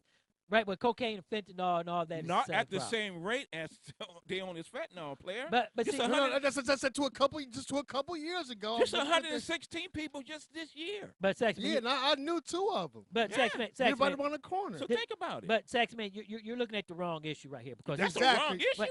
No, right. Because let me say this. Hold on.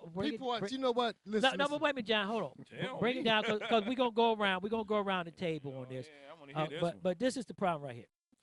In the 80s, due to the high violence and crime in the crack war, cities and mayors and senators and everybody was calling for enforcement. Okay? That's how we got into mass incarceration. Mm-hmm. People who had drug problems didn't get treatment, they was put in jail. Okay? Because it was a black problem. Okay, well, hold on for a minute, Saxman. See, let's not go right to a black problem. Crack had the same effect on white kids as black kids, but the difference was the crime and everything was located in the black community. Exactly. Okay, so they took a different look at it. Okay, the whites came into our neighborhoods to buy but it, to take it out of the Exactly.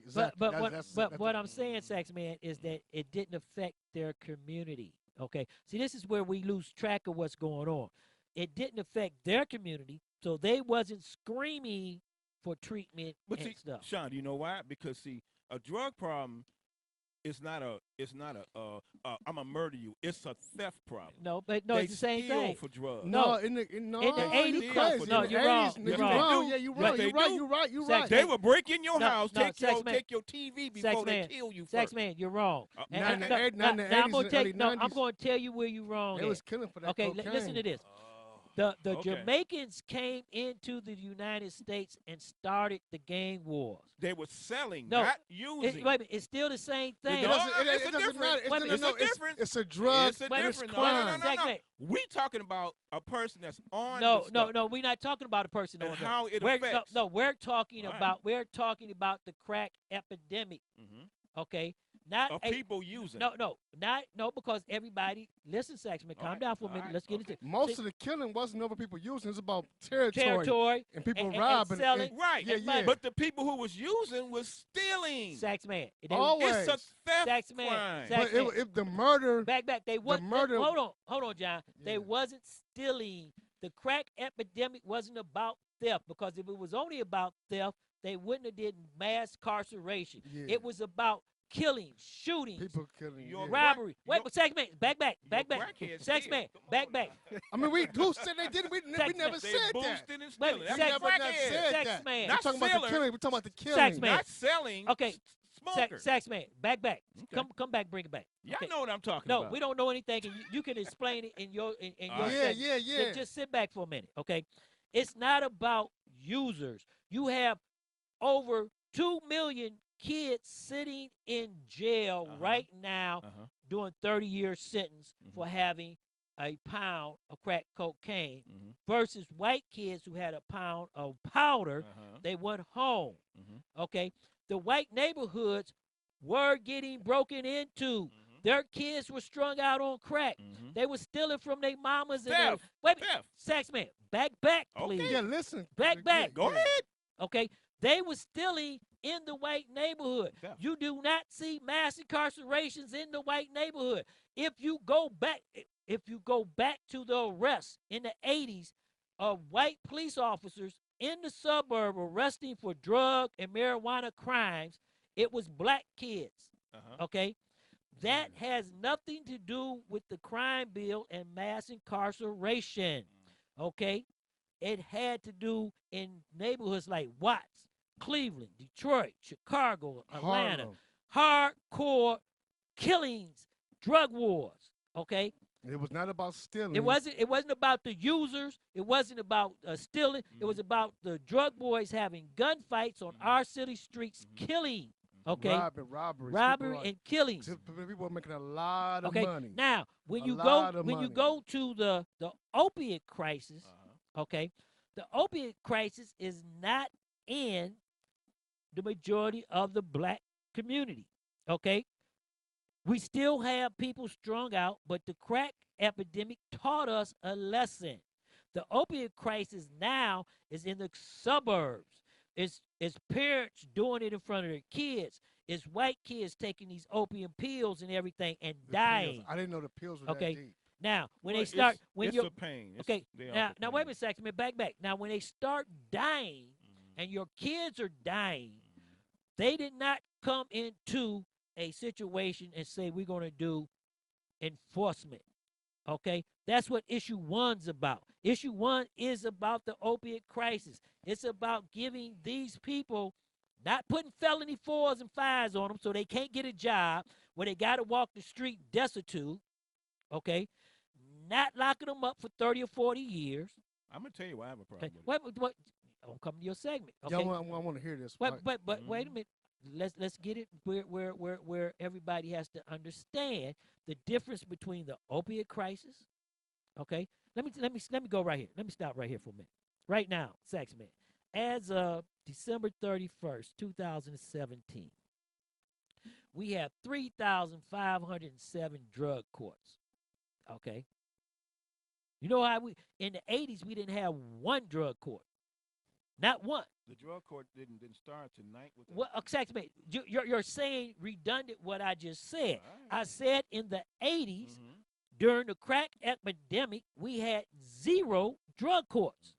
I don't care when it started. It didn't start to help the black kids that was strung out on And cocaine. That's my point. Okay, but we telling you the difference. My point is why I said the difference between the opioids and the crack epidemic is they treated the crack epidemic criminal. They made black what we people said. criminals. now that it's affecting white people, oh, it's an epidemic. It's a it's problem. a health crisis. It's a medical problem. We need to give them help. That's correct. That's why I have a problem with issue but 1. But you know what? Issue 1 is not about white people.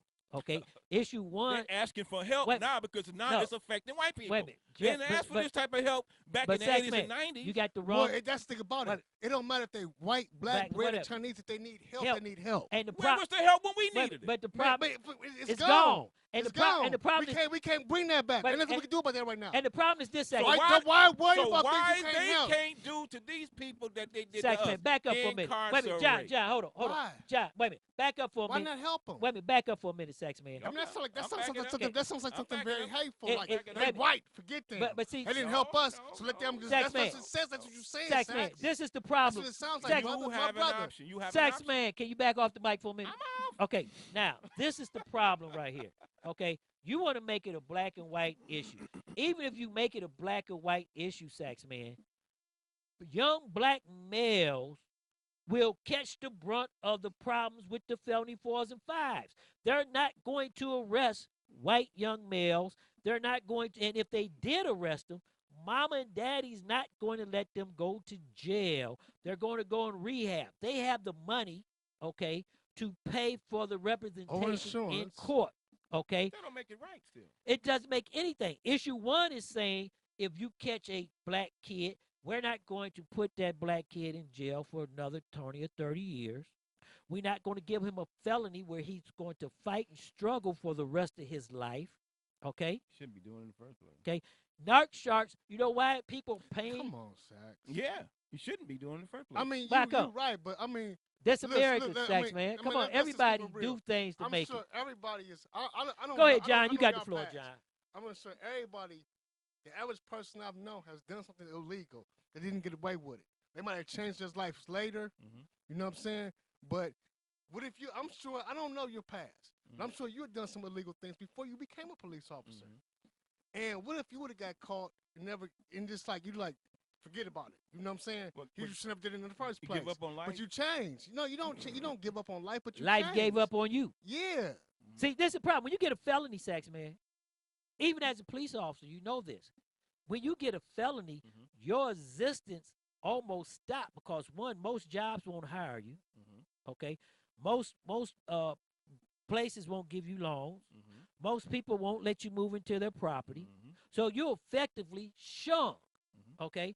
Now the difference between in the and your skin can cause you those same issues without having a felony. Wait a minute, but wait a minute. Sax man, you going true or false? Wait a minute, but you going being black cannot get you a job. Being black but cannot get you in the neighborhood. Being black won't get you an education. But Sax man, being black won't get you all the things that having a felony will cause you not to have. So you damn if you do, damn you don't. So it's best to not do it. Period. But Sax man, because you already cursed being black. Why curse yourself twice by being in the drugs? I don't accept that being cursed. Hold on, you already cursed being black. I'm blessed being black. I'm never being cursed being black. John, back up. Because what God got for me, can't nobody take away because I'm black. First of all, I know what I'm talking about. No, and first of all, you're already behind the 8 ball being black. Sax man, we ain't talking about black. We're talking. This is not a black and white Excuse me, audience. I mean, you're 100% right, but I'm not cursing. You are not cursing. And I'm not cursing being black. I'm not cursing you. Okay? Because the bottom line is this: every black man has a choice. That's right. Wait, Sax man, please back off the mic. I'm agreeing. I don't want you to agree. I want you to just back down for a minute, okay? Because every black man has a choice. Right. Okay, so back. See, you turned a opioid crisis that we was talking about and a drug problem to a black and white. Sax man, please. Yes, you did. So back off the mic for a minute. Okay, back off the mic for a minute. So I don't have to keep telling you this. So everybody listening to us on live streaming and everything, go ahead, just say it. Don't have to keep hearing me tell you to back off the mic. Please back the mic. Everybody's gonna get a chance. Okay, you can't monopolize. You turned a black and a drug issue where people need help into a black and white issue. Yeah. We know what happened in the crack era. Okay, we know right now that more whites are on drugs and are strung out and need help than blacks. We know that more blacks are in jail. I don't think people know that though. But they do know that because the statistics bear it out. No, the problem we don't want. A lot of people, a lot of things are out there that the people. But we don't want. No, we don't want to believe it. We don't want to listen because you know why? Everything that is being told and everything that's being said, just like what Saxman said, you're cursed for being black. Okay, you heard him say that. And when he said that, that's what everybody believes, that there's more black people on welfare. There's more black people that don't have jobs. There's no black professionals, okay? There's nobody making over. Every black person I know, okay, when I grew up, were professionals and made over $100,000 a year. I'm one of them, okay? In my neighborhood, we didn't do drugs, okay? We didn't allow drugs in the neighborhood, okay? But I know kids that I went to school with that done drugs. I know kids that I went to school with that went to jail. They had a choice. When they wanted to go rob, steal, or kill somebody, because guess what? When you go to rob somebody, 10 to 1, at one point in time, you might have to take their lives. When they wanted to go rape the girl or do all this, we had a choice. My choice was, you go do what you're going to do. I'm going over here. I didn't go rob and steal with them. Amen. I didn't break in houses with them. I didn't sell drugs with them. I had a choice. Every kid has a choice, okay? I didn't wake up, but the difference is when you're hungry and you ain't got no clothes and you ain't got no heat, now we're talking about survival. And the difference is this, Saxman, because I stand on the corner of 149 and sell drugs to get me food and to put heat in the house or to get me food, okay? Yes, I'm breaking the law, and I need to be punished for breaking the law, okay? But put a white person on 149 with me that's doing the same thing. They have options. And I'm going to tell you something that my father always told me. Make it in the black and white nation. Okay. No, I said they have options. That's why the opioid crisis is coming in to where if young black men are standing on the corner dealing drugs, it's not mass incarceration. They're not sitting in prison. They get a chance to go to rehab. They get a chance to get their life together. They get a chance of not being locked down with felonies. That's what issue 1 is about. You're taking a stance of issue 1, the same thing that the pro-police officers are and the white conservatives is. If I give Tony a chance, Tony's going to be a violent predator on our streets. He's not going to do right. So don't give him that chance. If right now, Saxman, we're spending $53,000 per prisoners. $53,000. If we keep up at this rate, we got 2 million prisoners sitting in federal and state prisons right now. Ohio has the Okay? most. We got another 10,000 sitting in city jails. And guess what?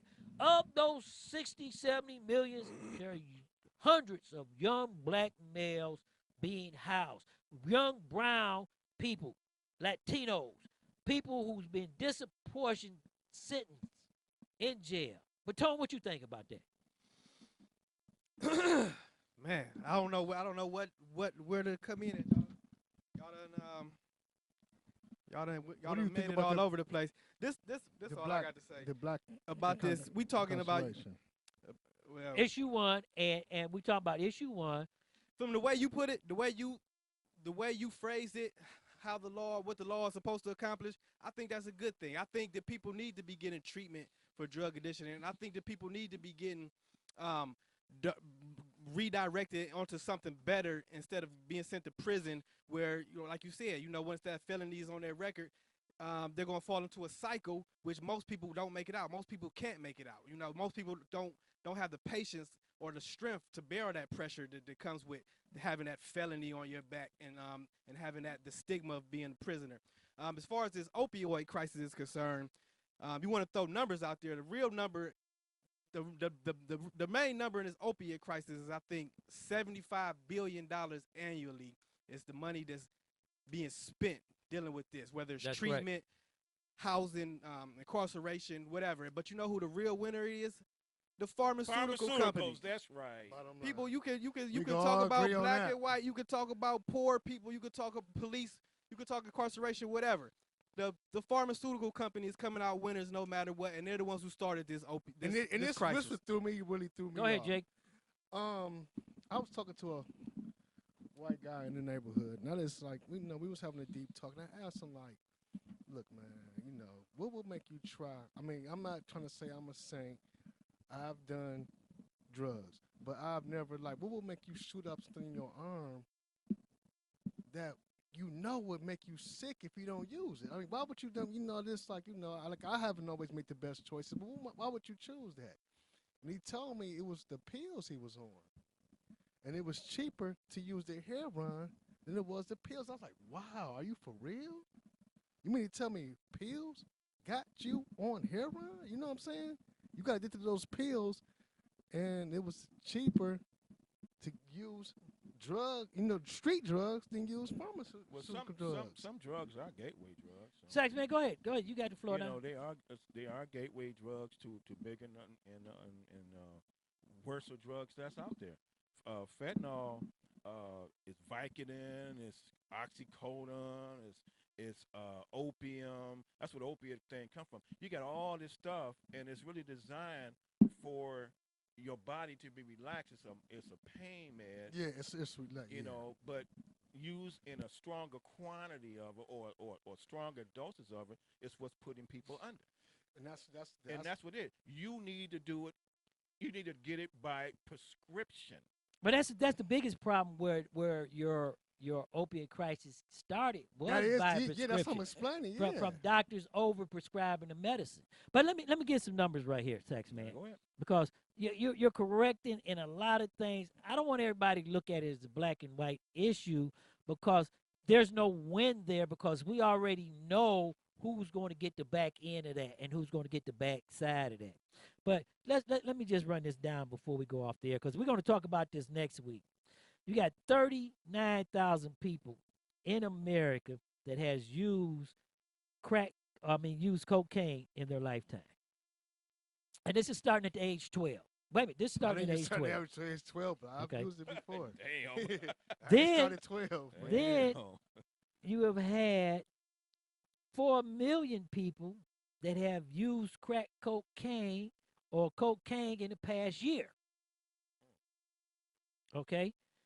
Then, let's break it down. You had 1 million people who have used cocaine in the past month. And this is from a survey in checking hospitals and treatment centers. 9 million people use crack in their lifetime. 9 million people. That's from the 80s. Okay? Then you had another 833,000 people that have used crack in the past year. And I thought crack was done with. I thought it was done because you don't see crackheads out here like you used to. No, because people ain't cutting it up like that because fentanyl is easier to get now. Oh, my goodness gracious. So then when you look at this, Sex Man, you got another 3,000 people that have used crack, 300,000 people in the last year. I mean, we haven't arrested anybody, no one that worked in my zones or man, roll through East Cleveland. But right now, we about to go home. Because you have to understand. We haven't got nobody. You have to understand, Sex Man. The drug trade has changed now. They don't stand on corners no more. They got cell phones. Right.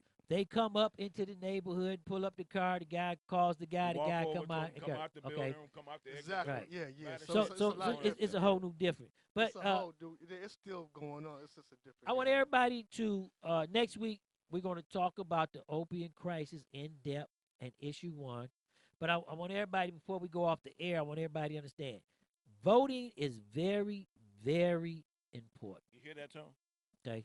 I want everybody to get out and vote, do their civic responsibility, because this election will affect you for the next 30 years. Your health care, your housing, any social aid, and any policies. And if you look at the Republicans right now, with that massive tax cut to the rich, now they're telling you that our deficit is caused by Social Security. And everybody has to understand this. And we're going to talk about this in depth next week. Social Security is money that you put into the coffin so when you get older to be there. That's right. But Tone the Stone, hold that thought right there. Fan base is big, I can't lose. Chicken bow down, I'm the next to rule. But I'ma stay on the cool, remain on the under. Cause like Andre 3000, your boy's ice cold. Ain't no limit to the gimmicks and ways to make money. No limit to the just to act funny when you get that cake. Cause you spit that way. They may love you tomorrow when they hate you today. But yo, that's the way the story goes. So I was told, following the rainbow down the yellow brick road. road. Please believe at the end ain't no pot to go. Just some platinum beats from the Cleveland streets. Studio 51 sitting in Cleveland, Ohio. We got Tone the Stone in the house. Tone, what you gonna say before we get off there? Great show, guys. Great show, guys. I ain't got much to say. Be back here same time, same place next week. We gonna do it all over again. If you missed it, check us out on YouTube or one of the platforms where we post the shows afterwards, our archives, so you can catch it on demand. And don't miss it next time. All right, now. J Mac from the shop. Hey, I'm just happy to be back. Thank you, audience, for checking in. I've been gone for about a month. I'm happy to be around my fellas again. My man right here doing the same thing. Ain't nothing changed. It's good to be back. Ain't nothing gonna change. You over here going crazy. You cutting everybody off. Hey, I'm gonna have to cut you off. Stubborn. You gonna act stubborn. I know what I'm doing. I know. It's the same thing. I love it though. J Mac, we appreciate you. And then we got our man, Sax Man. The man on the beat and got his own show kicking out there. See, Sax Man. That's why he's going hard. The show. Yeah. You know. But Sax Man, go ahead. You go ahead and fire me. I got another job. Well, Sax acting brand new now. I'm getting paid so well. Fire me. I don't care. Go ahead, Sax Man. What you got to say for our people? That's right. I got my press. That's right. Fire me. I don't care. Hey, that's Sax Man right there on the air. But I want to tell everybody something. You know, we got to vote. We got to take everything serious. Next week, we're going to have the Southern Blues man himself, Sir Charles, on the air with us at STMK Radio 100 and Stop the Madness. Keep it 100. Sax Man will have a little bit more insight on this opioid crisis for us. Yeah. And I want to tell everybody, as usual, as your host, hey, we got to look out for each other. Peace and love. Amen. All right.